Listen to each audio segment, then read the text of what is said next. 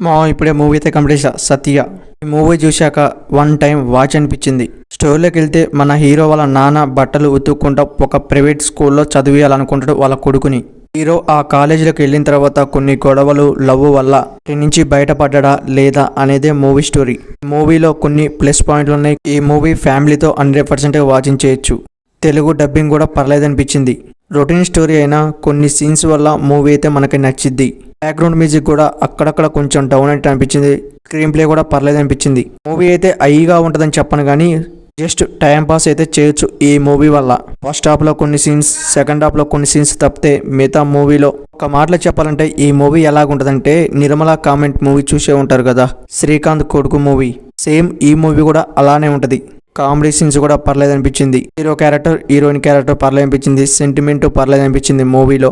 తమిళ్లో విడుదలై మంచి సక్సెస్ వచ్చింది అనుకోవచ్చు. మన తెలుగులోకి ఇప్పుడు డబ్బింగ్లో వదిలేరు ఆహాలోకి. ఇంతకు మీరు ఈ మూవీని ట్రై చేద్దాం అనుకుంటే, ఖాళీగా ఉంటే ఈ మూవీని స్టార్ట్ చేయండి. మన ఛానల్లో మంచి మంచి మూవీ రివ్యూస్ పోయి చూడండి. ప్లీజ్ సపోర్ట్ మీ. ఒక లైక్ సబ్ చేయండి. Please support.